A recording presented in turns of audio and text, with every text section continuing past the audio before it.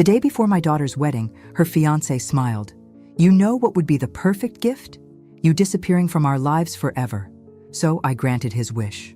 I sold the house they thought was their wedding gift and left an envelope at every guest's table. What was inside, he'll never forget. Where are you watching from today? Drop your location in the comments below and hit that like and subscribe button. The crystal chandelier cast rainbow prisms across the rehearsal dinner as I watched my daughter Sarah practice her vows. 25 years of life, and she'd never looked more radiant. Her blonde hair was perfectly styled, her blue eyes sparkling with joy that should have warmed my heart. Instead, I felt a cold knot forming in my stomach as Brad, her fiancé, whispered something in her ear that made her giggle and glanced dismissively in my direction. "Mrs. Henderson." Brad approached me with that practiced smile I'd learned to distrust over the past year. "Could I speak with you privately for a moment?" I followed him to the empty library, my heels clicking against the hardwood floors. The room smelled of old books and expensive furniture polish. Brad closed the door behind us, and his smile disappeared like it had been wiped away with a cloth. "Listen, Margaret," he said, dropping the respectful pretense he usually maintained around Sarah. "I think it's time we had an honest conversation about tomorrow." "What about tomorrow?" I asked, though something in his tone made my pulse quicken. Brad straightened his tie, a nervous habit I'd noticed whenever he was about to lie. "Well, you know Sarah and I have been talking about our future, our plans as a married couple." "Of course, that's natural. The thing is," he continued, moving to pour himself a brandy from Robert's collection, "we've decided we want to start fresh. New life, new priorities. Clean slate, if you know what I mean." I didn't, but I sensed I was about to learn. "I'm afraid I don't follow, Brad." He took a long sip and turned to face me fully. "We don't want you in our lives anymore, Margaret.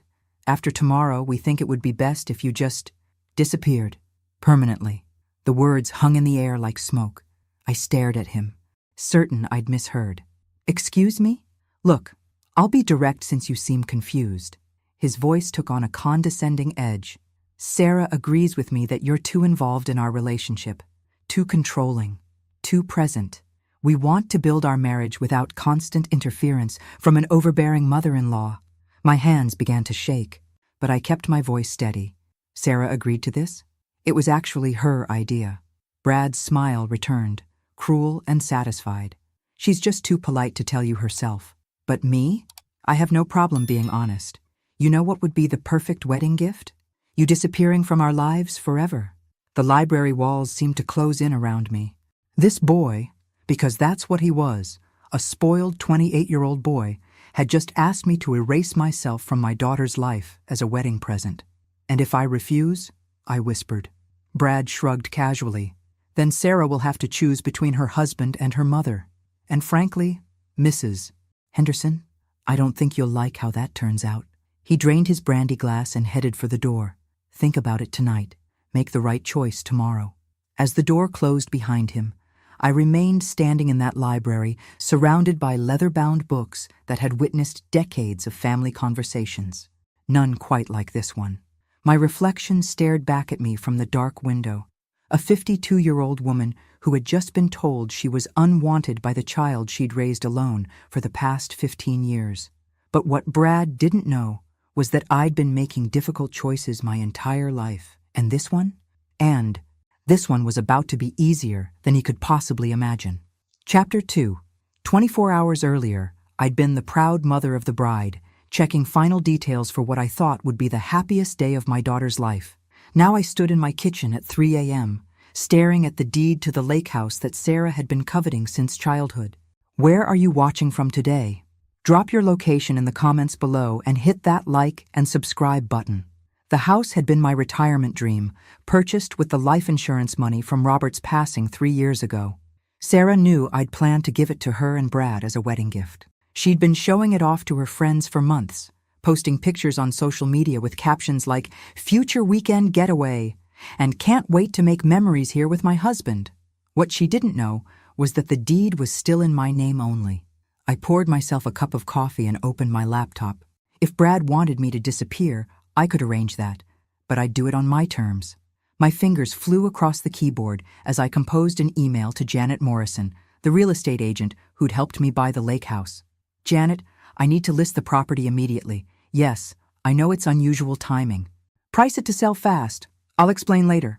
Send. One click, and Brad's perfect wedding gift vanished into cyberspace.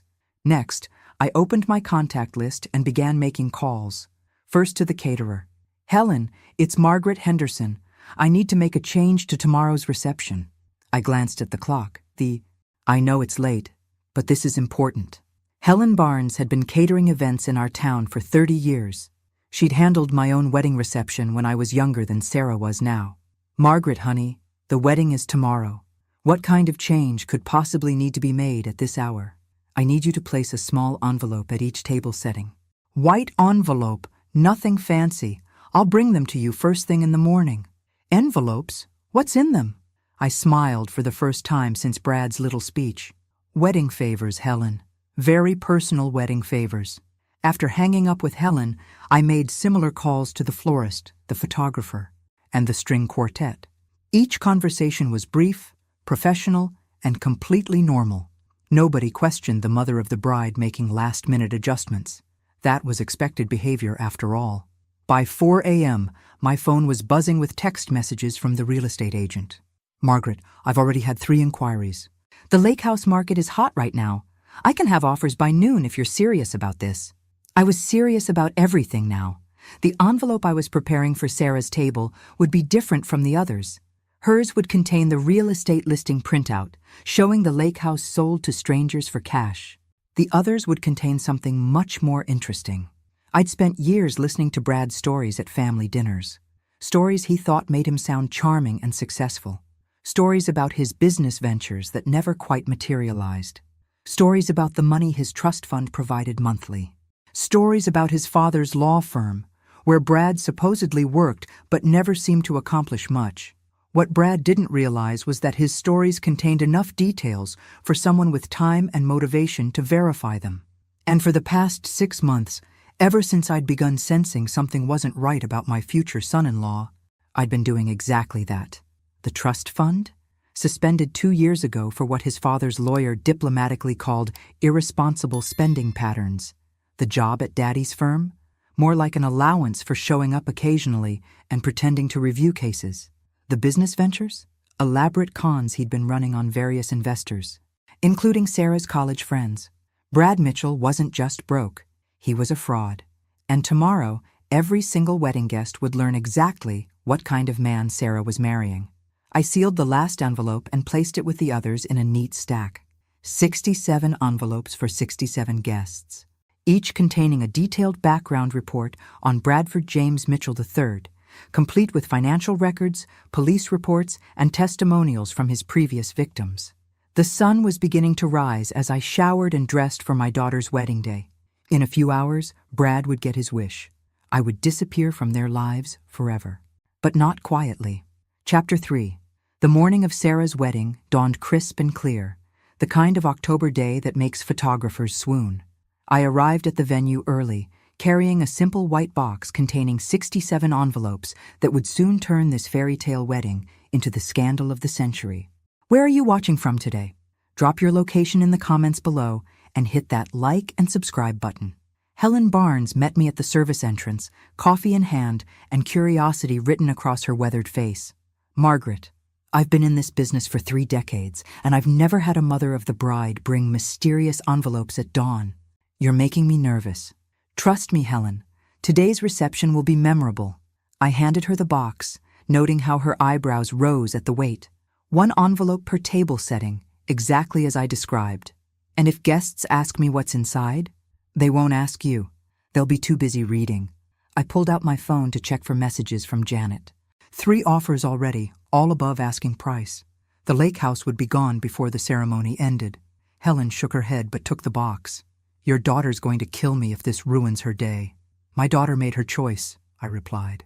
She'll have to live with the consequences. I spent the next 2 hours at the salon, getting my hair and makeup done alongside Sarah and her bridesmaids. The atmosphere was giddy, champagne flowing freely as the girls chatted about the reception, the honeymoon, the future. Sarah looked radiant in her white silk robe, diamond earrings catching the morning light. "Mom, I'm so nervous," she confided as the makeup artist applied her lipstick. "What if something goes wrong?" I squeezed her hand, feeling a pang of sadness for what was about to happen. "Sweetheart, sometimes things go wrong for a reason. Sometimes it's the universe's way of protecting us from bigger mistakes."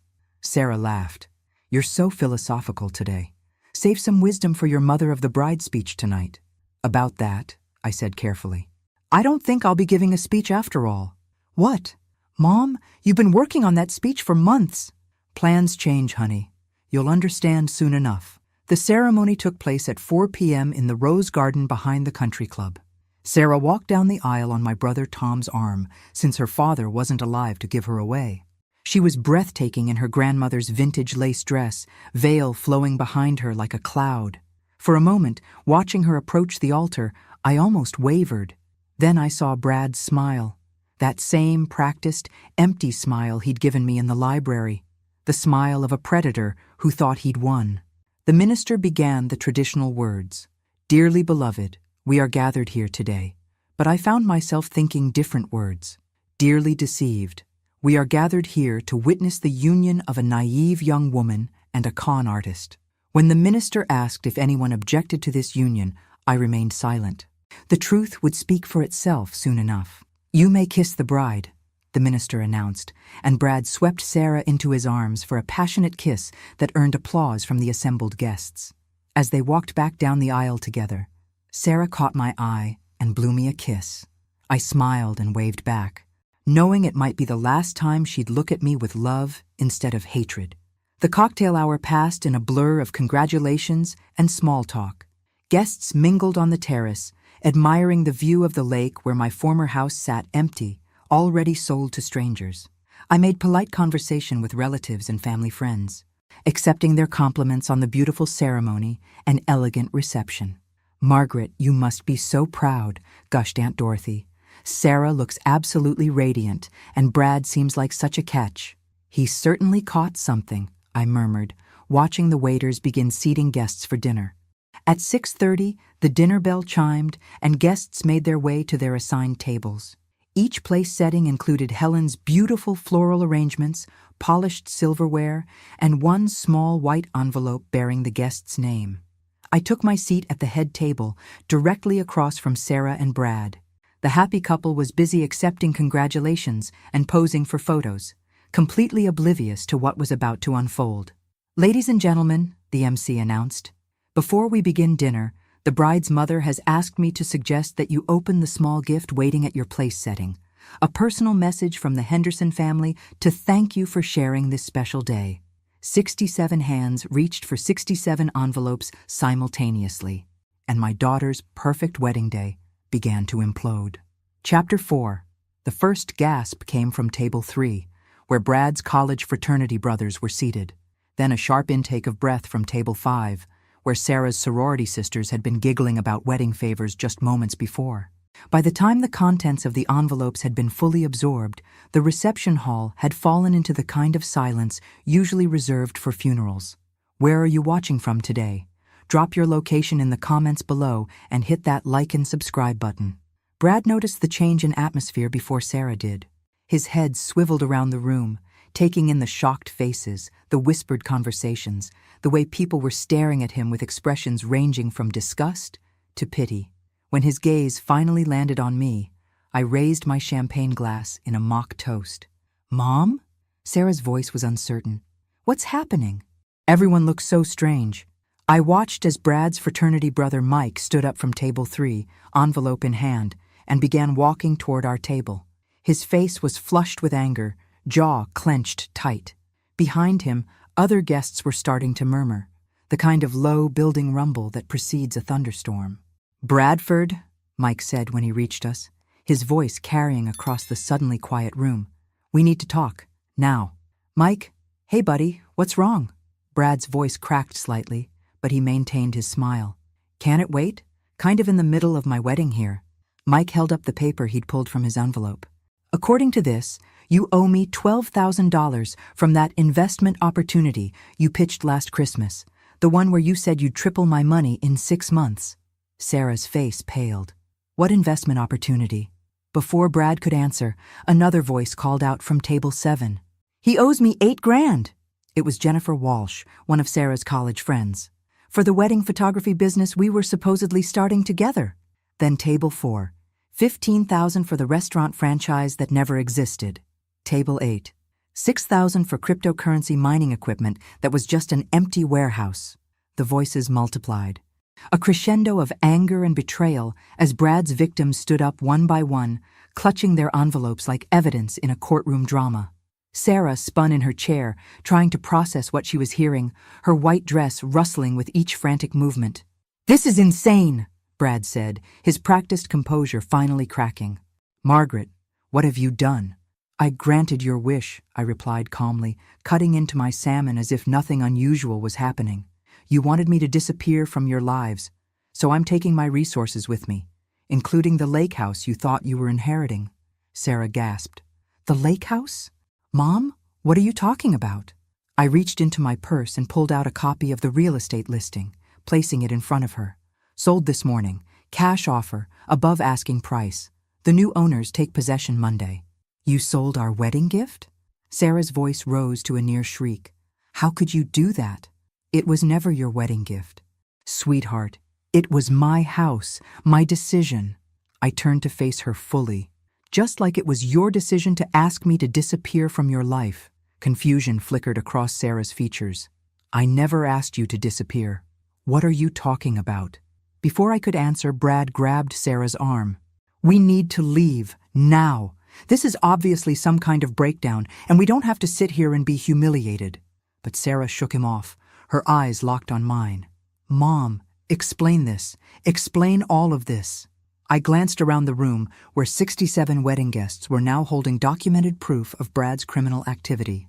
Some were on their phones, probably calling lawyers or police. Others were comparing notes, realizing how extensively they'd been manipulated. "Last night," I said quietly, "your fiancé told me that the perfect wedding gift would be my permanent disappearance from your lives. He said it was actually your idea, Sarah, that you were too polite to tell me yourself." Sarah's face went white. "That's not true. I never said that." I watched as the realization hit her. The betrayal wasn't just financial. Brad had been playing us against each other, isolating her from the one person who might have protected her from his schemes. "Tell her, Brad," I said. "Tell my daughter exactly what you said to me in the library last night." But Brad was no longer listening. He was backing away from our table, his face flushed with panic as more guests approached with their envelopes, demanding answers and restitution. "This is harassment," he said loudly. "My father's law firm will be in touch about this libel." That's when elderly Judge Morrison from Table 9 stood up, his voice booming across the reception hall. "Your father's law firm disowned you 18 months ago for embezzlement, son. It's all right here in black and white." The room erupted in gasps and angry murmurs. Sarah buried her face in her hands, her perfect wedding day collapsing around her like a house of cards. And I sat there, calmly finishing my dinner, watching the man who'd tried to erase me from my daughter's life get exactly what he deserved. Chapter 5. The reception hall looked like a crime scene by 8 p.m. Police had arrived after 3 guests called to report fraud. Wedding cake sat untouched, while investigators took statements, and Sarah's beautiful white dress was stained with tears and mascara. My daughter sat hunched in her chair, staring at the evidence spread across our table like she was seeing it for the first time. "Where are you watching from today? Drop your location in the comments below and hit that like and subscribe button." "Mrs. Henderson, we'll need to speak with you as well," Detective Morrison said, approaching our table with a notebook in hand. He was Judge Morrison's nephew and had been watching the evening's revelations with professional interest. "Of course, Detective, though I think you'll find I'm more of a witness than a suspect." Sarah finally looked up at me, her eyes red-rimmed and confused. "Mom, how long have you known about this?" I set down my coffee cup and chose my words carefully. "I started having concerns about 6 months ago. Little inconsistencies in Brad's stories, references to business deals that didn't add up. So I did what any mother would do. I investigated." "You investigated my fiancé?" "I protected my daughter." I pulled out a manila folder I'd kept hidden in my purse all evening. 6 months of private investigator reports, financial records, and police documentation. Brad Mitchell isn't just broke, Sarah. He's been running cons since college. Detective Morrison examined the folder contents, his eyebrows rising with each page. This is quite thorough, Mrs. Henderson. Professional-grade investigation. I hired the best. Money well spent, as it turns out. Sarah grabbed the folder, scanning the documents with growing horror. A restraining order from his ex-girlfriend. Theft charges that were dropped. Mom, why didn't you tell me? I tried to, sweetheart. Remember our lunch last month when I suggested a longer engagement? Or when I recommended that premarital financial counseling? Every time I raised concerns, you defended him. You said I was being overprotective, but you could have just shown me this evidence. I laughed bitterly. Could I? You've been so infatuated with Brad that you stopped returning my calls half the time. When's the last time we had a real conversation, Sarah? One where you didn't cut me off to take his phone call or rush off to meet him. Sarah opened her mouth to argue, then closed it. We both knew I was right. The night before your wedding, I continued, Brad made his position crystal clear. He wanted me gone. Not just distant, completely erased from your lives. He said it was your idea. It wasn't, Sarah whispered. I swear, Mom, I never said that. I know that now. But last night, I believed him. I believed that my own daughter wanted me to disappear. I felt tears threatening for the first time all day. Do you have any idea what that felt like? Before Sarah could answer, a commotion erupted near the exit. Brad was trying to leave with his groomsmen, but several guests had formed a human barrier. Mike from table 3 was still clutching his envelope, his face red with fury. You're not going anywhere until we figure out how to get our money back, Mike declared. Some of us are talking about a class action lawsuit. This is kidnapping, Brad protested, though his voice lacked its usual confidence. You can't force me to stay here. Actually, Detective Morrison interjected, approaching the group, I can. Bradford Mitchell, you're under arrest for fraud and conspiracy to commit theft. The Miranda rights were read in front of 67 wedding guests, the string quartet, and 3 very confused catering staff. Brad's face went through a rainbow of emotions: shock, anger, fear, and finally a desperate calculation as he searched the room for some escape route.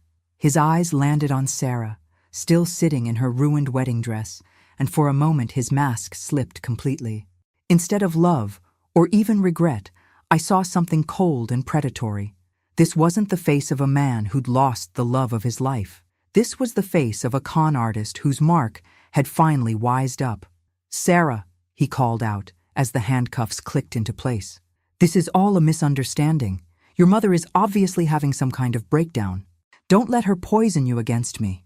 Sarah stood up slowly, her hands shaking as she smoothed her wedding dress. When she spoke, her voice was stronger than I'd heard it in months. Brad, did you tell my mother that I wanted her to disappear from our lives? The question hung in the air like a challenge. Brad's lawyer training kicked in, and he opened his mouth to deflect, to spin, to manipulate the situation one last time. But Sarah held up her hand, stopping him. Don't. For once in our relationship, just tell me the truth. Brad looked around the room, calculating odds and possibilities, then apparently decided the truth was his only remaining play. Yes, I said that. But Sarah, you have to understand. She was interfering with our relationship. We needed space to build our marriage without her constant involvement. Constant involvement like paying for this wedding? Like giving us the lake house? Like the monthly checks you asked me to request from her when your trust fund got cut off? The room went silent again. This was news even to me. Brad's face flushed. That was temporary, just until my legal situation with my father got resolved. What legal situation? Sarah's voice was deadly quiet now. Detective Morrison consulted his notes. Your fiancé is being sued by his father's firm for embezzling client funds. The trust fund was frozen pending criminal investigation. Sarah looked from Brad to me to the detective, pieces of a puzzle finally falling into place. So, the money I've been asking my mother for, that was to support you. It was to support us, Brad corrected desperately. Our future together. But Sarah was no longer listening. She was staring at the engagement ring on her finger, a 2-carat diamond that I now realized had probably been purchased with money I'd unknowingly provided. Get him out of here, she said quietly. As Detective Morrison led Brad away, my daughter turned to face me with tears streaming down her cheeks. The reception hall was still full of wedding guests, but for that moment, it felt like we were completely alone. "Mom," she whispered, "I am so sorry." Chapter 6. The cleanup after Sarah's destroyed wedding took 3 hours and involved 2 police cars, 1 very confused wedding planner, and 47 guests demanding to know if they should still expect thank you cards. By 11 p.m., my daughter and I were sitting alone in the empty reception hall, both of us still in our formal wear, sharing a bottle of wine from what should have been her honeymoon champagne collection. Where are you watching from today? Drop your location in the comments below and hit that like and subscribe button. "I can't believe I was so stupid," Sarah said for the dozenth time, staring at her engagement ring like it might spontaneously combust. "All those red flags, and I just ignored them." "You weren't stupid, sweetheart. You were in love, or what you thought was love." I refilled both our glasses, noting how the elegant reception hall looked like a hurricane had blown through it. Brad is good at what he does. Manipulation is a skill, and he's had years to perfect it. Sarah finally pulled off the engagement ring and set it on the table between us. "How much money did I give him? Through the requests I made to you?" I'd been dreading this question all evening. "Over the past 8 months? About $37,000? Sarah's face crumpled. "Oh God, Mom, I'm so sorry. How can I ever pay you back?" "You don't need to pay me back. That money was spent protecting you, even if neither of us realized it at the time." I reached across the table and took her hand. "But I need you to understand something, Sarah. This isn't just about the money. I know you must hate me for choosing him over you. I don't hate you.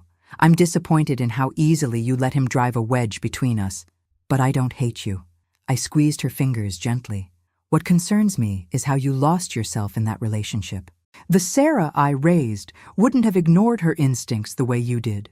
Sarah was quiet for a long moment, processing this. "When did it start, do you think? When did I stop being me?" I thought about the past 2 years, watching my confident, independent daughter gradually transform into someone who second-guessed every decision, who constantly sought Brad's approval, who had slowly but surely distanced herself from everyone who cared about her. "Remember your promotion at the marketing firm last year, when you got the corner office and the raise?" "Yeah, I was so excited to tell you about it." "And what happened when you told Brad?" Sarah's face darkened as she remembered. "He said I was getting too ambitious, that focusing too much on my career would hurt our relationship. He wanted me to turn down the promotion." "Which you did." "Which I did," she confirmed miserably. "And I told myself it was a compromise. That marriage meant making sacrifices for each other." "But did Brad ever sacrifice anything for you?" Sarah considered this, then shook her head slowly. "No. Every compromise was mine to make.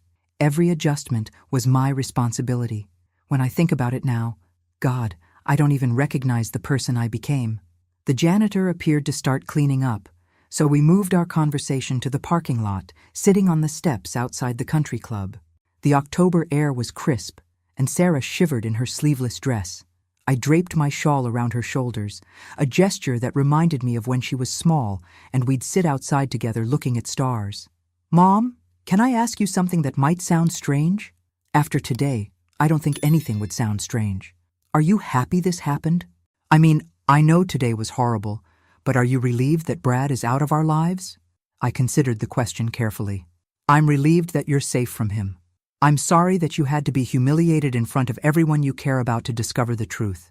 But am I glad he's gone?" "Yes, sweetheart, I am." Sarah nodded thoughtfully. "I think I am too. Is that terrible? Shouldn't I be heartbroken?" "The fact that you're not heartbroken tells you everything you need to know about what kind of relationship you were really in." We sat in comfortable silence for a while, watching the last of the catering trucks drive away. Tomorrow the country club would host another event, and this night would become just another story in their collection of wedding disasters. "What happens now?" Sarah finally asked. "I mean practically. I gave notice on my apartment because we were supposed to move in together. All my stuff is at his place. I don't even have anywhere to live. You'll come home, of course. Your room is exactly as you left it. Are you sure? After everything I put you through, after choosing him over you so many times?" I turned to look at my daughter fully. Even with smudged makeup and a wrinkled wedding dress, she was beautiful. But more importantly, for the first time in months, she looked like herself again. The uncertainty was gone, replaced by something I hadn't seen in her eyes since Brad entered our lives. Clarity. Sarah, you're my daughter. There is nothing you could do that would make me stop loving you. Nothing you could say that would make me turn my back on you. That's what real love looks like. It doesn't come with conditions or ultimatums.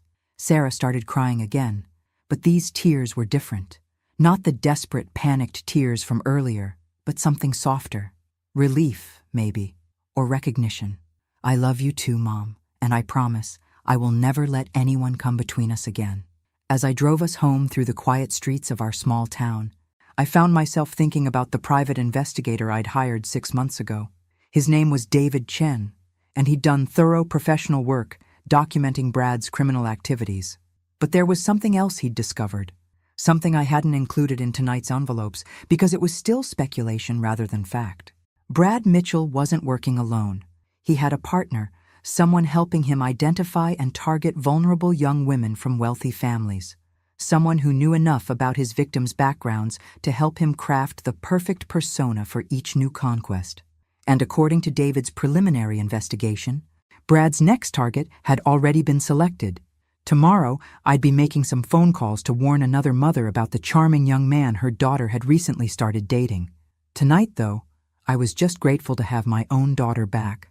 Chapter 7. Sunday morning brought coffee, aspirin, and the surreal experience of explaining to my extended family why their gift checks should be canceled before Brad could cash them. Sarah sat at the kitchen table in my old bathrobe, fielding calls from friends who'd heard about the wedding disaster through social media and wanted to make sure she was okay. Where are you watching from today? Drop your location in the comments below and hit that like and subscribe button.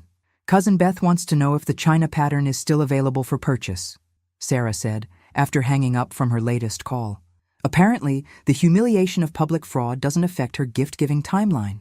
I laughed despite everything. Your father's side of the family always did have interesting priorities. We were interrupted by a knock at the door. Through the window, I could see David Chen, the private investigator I'd hired, holding a manila folder and looking unusually grim. Mrs. Henderson? I have some additional information about Brad Mitchell that I think you and your daughter should see. I invited him in, pouring coffee, while Sarah clutched her robe tighter around herself. David had been invaluable over the past 6 months, methodically documenting Brad's financial crimes and romantic deceptions. He was a former police detective who'd gone private after 30 years on the force, specializing in cases involving financial fraud and elder abuse. First, congratulations on last night, David said, accepting the coffee gratefully. I heard through my contacts that Mitchell was arrested and charged. Your envelope strategy was brilliant. It felt necessary, I replied. But you said you had additional information? David opened his folder and spread several photographs across the kitchen table. These were taken yesterday before the wedding. I've been maintaining surveillance on Mitchell's activities, and I discovered something troubling. The photos showed Brad in what appeared to be a hotel room, talking animatedly with an older woman I didn't recognize. She was well-dressed, professional-looking, with silver hair and an expensive handbag. Who is that? Sarah asked, leaning forward to study the images. Her name is Victoria Ashworth. She's 58 years old, recently widowed, and according to my sources, she's worth approximately $4 million in life insurance and inherited assets. My blood ran cold. He was already planning his next victim. It gets worse, David continued, pulling out more documents. Victoria Ashworth has a daughter, 26 years old, works as a teacher, recently ended a long-term relationship. The daughter's name is Emma, and based on these photos from her social media accounts, she's been dating someone new for the past 2 months. He showed us a series of Instagram photos. Emma Ashworth, with a handsome young man at various romantic locations around the city. Dinner at expensive restaurants, weekend getaways, couples photos with captions about new love and fresh starts. Sarah gasped. That's not Brad in the photos. No, it's his business partner, Tyler Reynolds, age 30, similar background of fraud and manipulation. They work as a team. One targets the daughter, the other eventually targets the mother. They've been running this particular con for almost 3 years. I stared at the evidence spread across my kitchen table, feeling sick. They're professional predators. The worst kind, David confirmed. They identify recently divorced or widowed women with adult daughters, then split up to work both targets simultaneously. The daughter provides access and information about the mother's finances, usually without realizing it. Meanwhile, the mother is gradually isolated from friends and family who might interfere. Sarah had gone pale. That's exactly what Brad was doing to us, separating me from you, making me feel like I had to choose between you and him. It's a classic manipulation tactic. But here's the thing. Mitchell getting arrested last night doesn't stop Reynolds from continuing to work on Emma Ashworth. If anything, it might accelerate his timeline. I stood up and began pacing the kitchen, my mind racing. We have to warn them. That's what I was hoping you'd say, David replied. But we need to be strategic about it. If we approach Emma directly, Reynolds will likely disappear and surface somewhere else with new identities.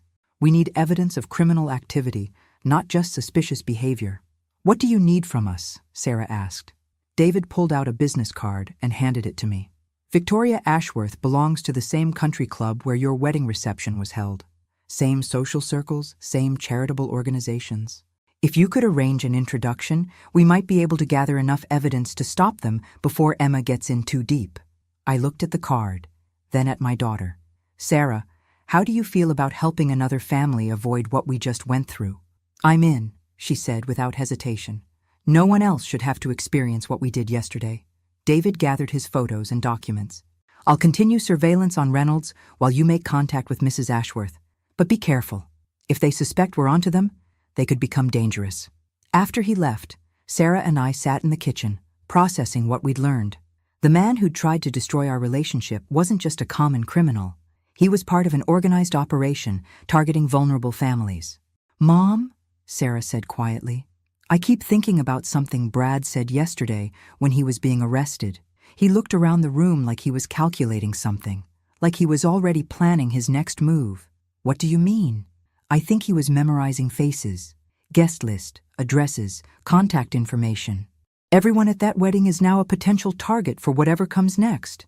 The realization hit me like ice water. The envelopes I'd used to expose Brad's crimes had also provided him with a detailed map of our family's social network. Every person at that wedding reception was now vulnerable to retaliation or recruitment. I reached for my phone. We need to call Detective Morrison. And then we need to start making some very important phone calls to warn people. As I dialed the detective's number, I found myself thinking about the irony of the situation. 24 hours ago, I'd been a mother trying to protect her daughter from a dangerous man. Now, I was apparently leading a campaign to protect an entire community from a criminal network. But if that's what it took to keep other families safe, then that's exactly what I was going to do. Chapter 8. Monday morning found me in the most unlikely place imaginable. The visitor's room at the county jail, sitting across from Brad Mitchell and trying not to let my disgust show on my face. Detective Morrison had arranged the meeting after I'd explained David Chen's discoveries about the criminal partnership with Tyler Reynolds. Where are you watching from today? Drop your location in the comments below and hit that like and subscribe button. Margaret, Brad said, offering that familiar smile as he settled into the plastic chair. He was wearing an orange jumpsuit instead of his expensive suits, but his confidence remained intact. I have to say, I'm surprised you wanted to see me. I'm full of surprises, I replied, studying his face for any crack in the facade. How are you adjusting to jail food? It's temporary. My lawyer says the charges won't stick. Too much circumstantial evidence, not enough direct proof. Brad leaned forward conspiratorially. Besides, most of those people at your little wedding disaster got their money back. Insurance fraud, you know. They're probably thanking me by now. I kept my expression neutral, though internally I was taking notes. Brad clearly didn't know that David Chen had spent months documenting his crimes with bank records and recorded conversations. The evidence wasn't circumstantial at all. That's interesting, I said. What about Tyler Reynolds? Is he helping with your legal defense? For just a moment, Brad's smile faltered. It was subtle, a slight tightening around his eyes, but it confirmed what I'd suspected. He hadn't expected me to know about his partner. I'm not sure who you mean, he said carefully. Of course you do, Brad. Tall, dark hair, works the daughter while you work the mother, currently dating Emma Ashworth while you were supposed to be targeting her mother, Victoria. Brad's mask slipped completely. The charming facade disappeared, replaced by something cold and calculating. You've been busy. Margaret, but you're playing a dangerous game. Am I? Because from where I sit, you're the one in the orange jumpsuit. This is temporary, he repeated, but his voice carried an edge now. And when I get out, I'll remember who tried to interfere with my business. I leaned back in my chair, genuinely amused. Are you threatening me, Brad? Because that seems unwise, considering I'm wearing a wire and this conversation is being recorded. Brad's eyes widened, and he instinctively looked around the visitor's room as if searching for hidden cameras. Detective Morrison had indeed wired me for this conversation, hoping Brad would incriminate himself further or provide information about Reynolds' activities. Relax, I said, enjoying his discomfort. I'm not here to trap you into additional charges. I'm here to offer you a deal. What kind of deal? I pulled out a manila folder, similar to the ones I'd distributed at the wedding reception. Complete information about Tyler Reynolds' operation, his real name, his targets, his methods, his criminal history, everything needed to stop him before he destroys another family. Brad stared at the folder but didn't reach for it. And in exchange for this information, what do you want? I want you to disappear. Brad, permanently. No more cons, no more targeting vulnerable women, no more destroying families for profit. Take whatever plea deal the prosecutor offers, serve your time quietly, and when you get out, find a legitimate way to make a living. And if I refuse? I opened the folder and showed him the first page, a detailed timeline of his criminal activities going back 7 years, including several cases that had never been prosecuted. Then this information goes to every law enforcement agency in the country, along with your photograph and complete criminal profile. You'll never be able to run another con because every potential victim will have been warned about you. Brad studied the documents with growing alarm. Where did you get this? I told you, I'm full of surprises. Professional investigation services can uncover remarkable things when properly motivated. I closed the folder and placed it back in front of me. So what's it going to be, Brad? Cooperation and a chance to start over, or a lifetime of looking over your shoulder? For the first time since I'd met him, Brad Mitchell looked genuinely defeated. The arrogance was gone, replaced by the expression of a man who'd finally encountered an opponent he couldn't manipulate or intimidate. What happens to Tyler if I give you what you want? That's not your concern anymore. Your concern is deciding whether you want to spend the next 20 years in and out of prison, or whether you want to accept responsibility for what you've done and try to build something legitimate with the rest of your life. Brad was silent for a long moment, weighing his options. Finally, he looked up at me with something approaching respect. You're not what I expected, Margaret. Most people would have just walked away after exposing me at the wedding. Most people don't have daughters they're trying to protect. And most people haven't spent 52 years learning that sometimes the only way to deal with bullies is to fight back harder than they expect. All right, he said finally. I'll tell you everything about Tyler's operation, but I want something in addition to the plea deal. What? I want to talk to Sarah. I want to apologize to her properly, not through lawyers or intermediaries. Just 5 minutes to tell her that I'm sorry and that none of this was her fault. I studied his face, looking for signs of manipulation or hidden agenda. But for the first time since I'd known him, Brad Mitchell appeared to be telling the truth. I'll ask her, I said. But Sarah makes that decision, not me. If she says no, you accept it and move on. Agreed. I stood up and collected my folder. Detective Morrison will be in touch about the details. And Brad, if you're lying to me about wanting to change, if this is just another con to buy yourself time, I will make it my personal mission to ensure you never hurt another family. As I walked away, I heard him call after me, Margaret? For what it's worth, I think Sarah is lucky to have you as her mother. I didn't turn around to respond, but I found myself thinking that if Brad Mitchell really was capable of change, then maybe there was hope for everyone. The question was whether Tyler Reynolds would be as easy to stop, or if he'd prove to be even more dangerous than his now imprisoned partner. Chapter 9. Tuesday evening, Sarah and I sat in Victoria Ashworth's elegant living room, surrounded by family photos and expensive artwork, watching a woman's world collapse in real time. The introduction had been easier than expected. Victoria and I had mutual friends from the country club, and a casual mention of recent challenges with young men who aren't what they seem had opened the door to a deeper conversation. Where are you watching from today? Drop your location in the comments below and hit that like and subscribe button. You're telling me that Tyler has been lying about everything? Victoria asked, her hands shaking as she reviewed the documents David Chen had provided. His job, his family background, his feelings for Emma? I'm afraid so, I replied gently. And more importantly, Mrs. Ashworth, we believe you were his ultimate target. Emma was just the access point. Victoria was an intelligent woman, retired college professor, active in community organizations, clearly nobody's fool under normal circumstances. But love, even second-hand love through a beloved daughter, could blind anyone to danger. Emma is going to be devastated, Victoria whispered. She's been talking about introducing him to me formally next weekend. She thinks he might propose soon. Sarah leaned forward from her place on the sofa. Mrs. Ashworth, I know exactly how she feels. 3 days ago, I was convinced I was marrying the love of my life. The humiliation is temporary, but the relief of discovering the truth before making a permanent mistake, that lasts forever. But how do we tell her? How do I explain that I allowed a stranger to investigate her boyfriend without her knowledge? That was the delicate part. Emma Ashworth was currently at work, unaware that her mother was learning about Tyler Reynolds' criminal history.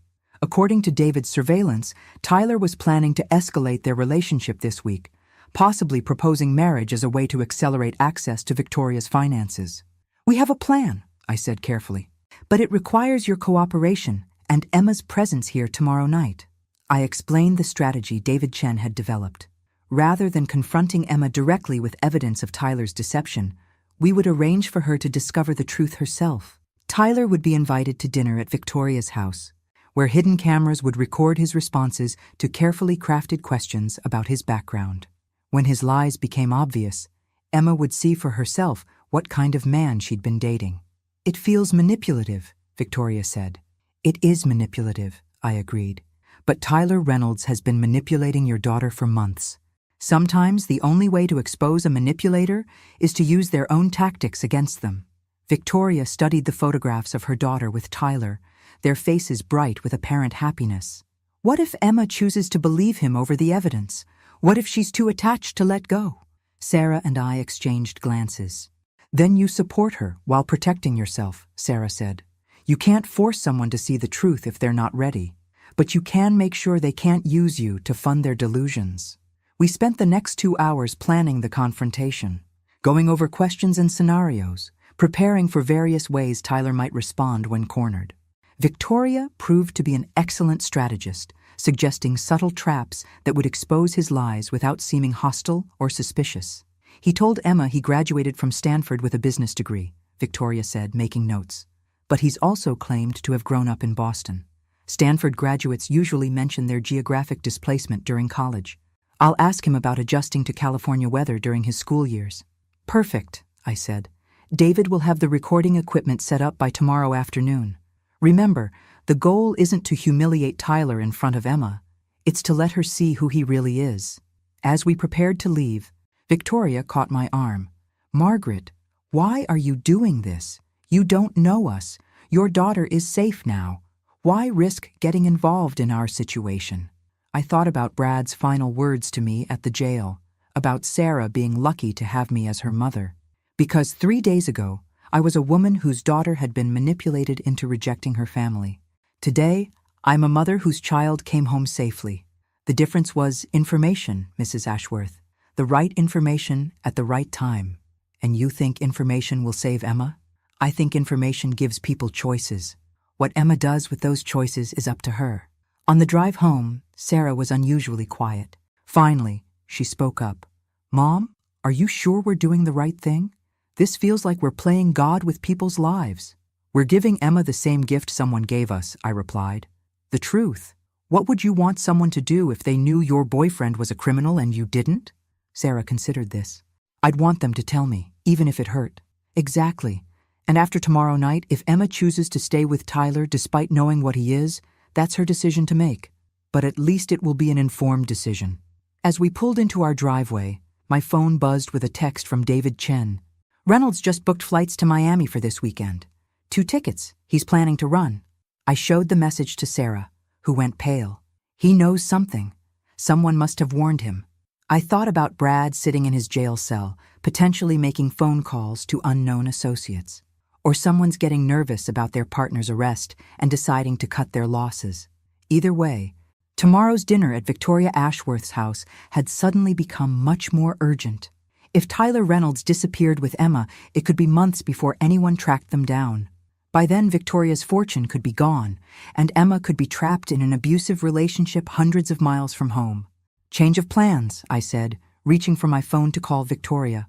We're moving the dinner to tomorrow night, and we're going to make sure Tyler Reynolds doesn't make it to that airport.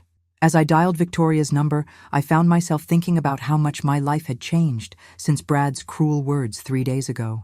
The woman who'd been told to disappear had instead become someone who refused to let other families face the same threats. And tomorrow night, Tyler Reynolds would discover that his luck had finally run out. Chapter 10. Wednesday evening. Victoria Ashworth's dining room looked like the set of a police sting operation disguised as a family dinner. Hidden cameras recorded from 3 angles while Detective Morrison monitored from the kitchen, and David Chen watched from his car parked strategically across the street. Emma had arrived 30 minutes early, nervous about introducing Tyler to her mother, but excited about their future together. Where are you watching from today?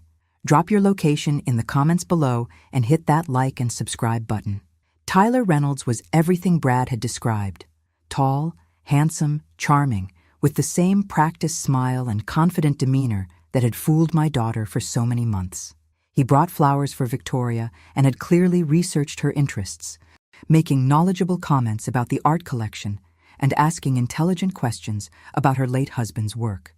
So Tyler, Victoria said as we moved through the appetizer course, Emma tells me you're from Boston originally. That must have been quite an adjustment, moving to California for Stanford. Tyler didn't miss a beat. Actually, the weather was the easy part. Coming from New England winters, California sunshine felt like a gift. The real challenge was the cultural differences. West Coast business practices are much more casual than what I grew up with. Emma smiled proudly at her boyfriend's smooth answer.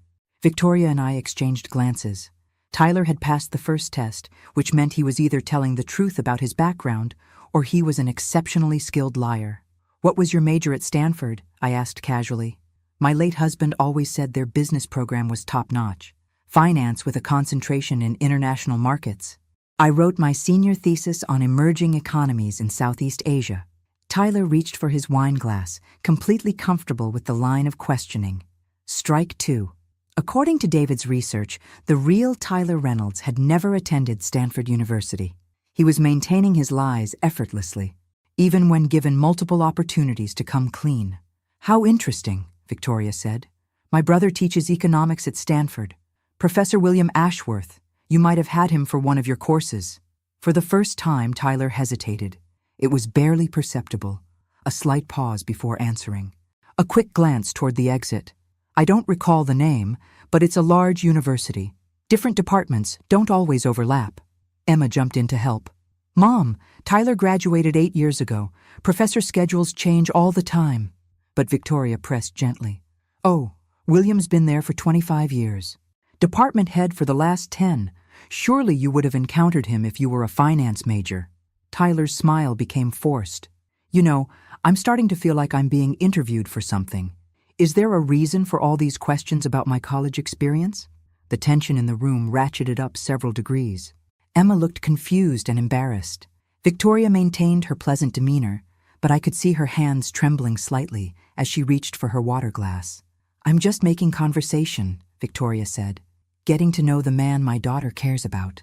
Right, Tyler said, but his voice had an edge now.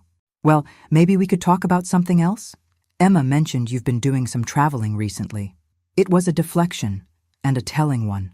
Tyler was trying to steer the conversation toward Victoria's activities and lifestyle, gathering information about her assets and vulnerabilities. Actually, I said, deciding to accelerate the timeline, I'm more interested in your travel plans. Emma mentioned you're thinking about a romantic getaway this weekend. Tyler's face went carefully blank. We've discussed it. Nothing definite. Miami's lovely this time of year, I continued. Great restaurants, beautiful beaches. Have you been there before? Emma turned to look at Tyler with surprise. Miami? I thought we were talking about Napa Valley for this weekend. Tyler's composure finally cracked. We discussed several options. I may have mentioned Miami as a possibility. When? Emma asked. We've been planning Napa for weeks. You even made restaurant reservations. Plans change, Tyler said curtly. Sometimes opportunities arise that require flexibility. That's when Detective Morrison chose to enter from the kitchen, his badge clearly visible on his belt. Excuse me for interrupting, he said politely. Mr. Reynolds, I wonder if I could have a word with you. Tyler stood up so quickly, his chair nearly fell over. I'm sorry, who are you? Detective Morrison, County Police. I believe you know my colleague Detective Parker from Miami. He's been looking for you regarding some financial irregularities involving elderly investors in Florida. Emma gasped. Financial irregularities? Tyler, what is he talking about?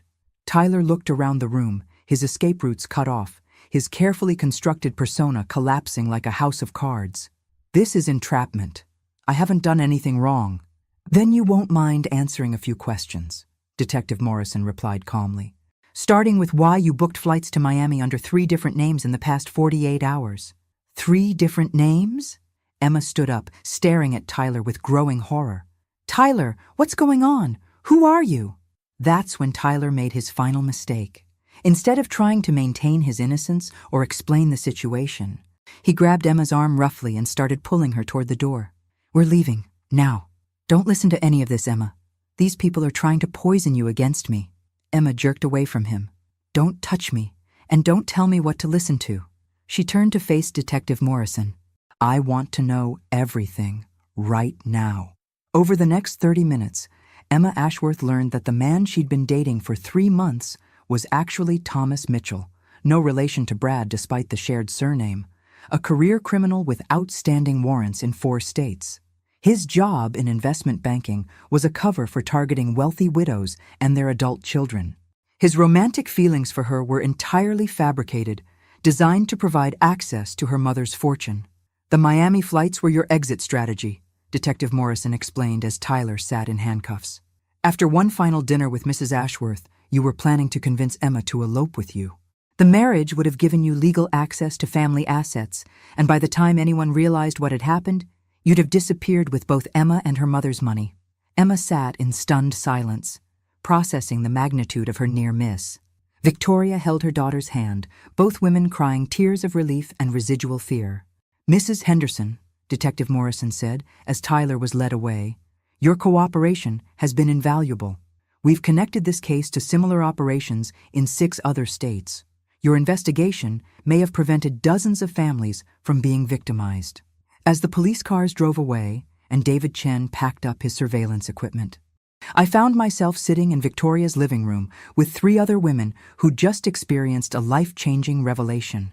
Emma was embarrassed but grateful. Victoria was shaken but relieved. Sarah was proud but thoughtful. Mom, Sarah said as we prepared to leave, I keep thinking about something you said at the jail, about Brad being part of a larger operation. What about it? If Tyler and Brad were partners and they've been running cons in multiple states, how many other women are out there right now believing they're in love with men who are planning to destroy their lives? I looked at Victoria, who was comforting Emma, and thought about all the families who hadn't been lucky enough to have someone investigate their romantic predators. Probably more than we want to imagine. So what do we do about it? That question had been forming in my mind since the moment Brad was arrested. What did we do with the knowledge we'd gained? The network we'd built? The expertise we'd developed? We start a foundation, I said finally. A resource for people who suspect their loved ones might be involved with romantic fraudsters. Investigation services, legal support, emotional counseling, public education about the warning signs. Sarah smiled. The Margaret Henderson Foundation for Family Protection? I laughed. Nothing that grandiose. Maybe just second chances for families who need help starting over after discovering they've been victimized. 3 months later, Second Chances opened its doors in a modest office downtown, funded by the money I'd originally planned to give Brad and Sarah as a wedding present. We'd helped 12 families avoid romantic fraud schemes, provided counseling services to 37 victims of financial manipulation, and created an online database of known romantic predators that law enforcement agencies across the country now used as a reference tool. Sarah worked part-time for the foundation while rebuilding her marketing career. Victoria Ashworth served on our board of directors and helped fund our legal advocacy program.